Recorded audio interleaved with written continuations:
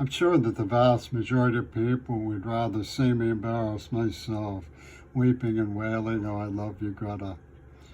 But instead of that, I thought I would try to be helpful regarding the history of the mitigation project that so pressingly bears down on us.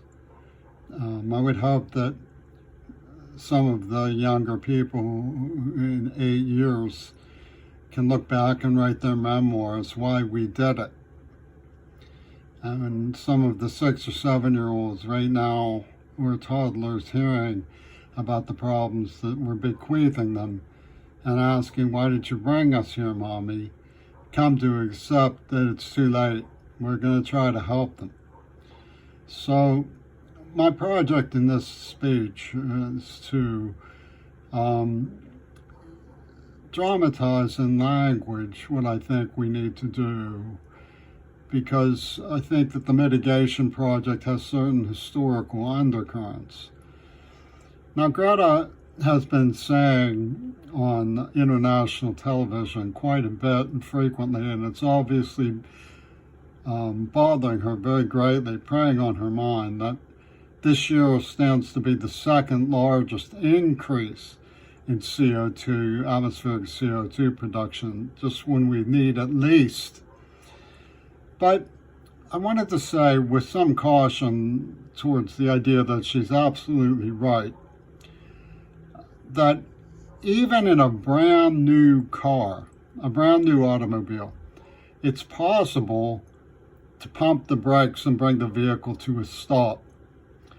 So what we need to do is understand how to pump the brakes so that we bring this to a stop in time to meet the deadline, which is crashing down on us in just a few years. And the movement Fridays for Future of international strikes and marches in the street is part of the process of bringing the emergency brake into full effectiveness.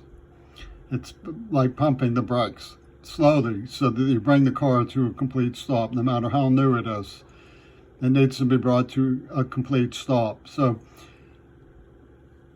we know from colonial missionary schools that the culture of Native Americans was grinded out, and yet despite this, the role of indigenous peoples in preserving the ecosphere is enormous compared to our capacity to provide the same service. Something like 5% of the world's population, so they're taking care of 80% of the remaining ecosphere.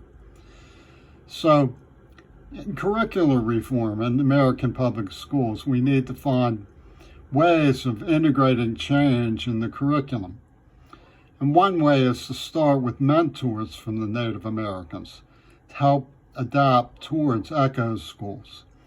Some of the things that will happen when we bring the fossil fuel giants to a complete stop are things that we can be prepared for, and some of them will be very difficult and unexpected. But we have to train ourselves to be athletic enough to assert that we feel ready and flexible to respond to the conditions that we create when we do what it is necessary to do, which is bring fossil fuel giants to a complete stop.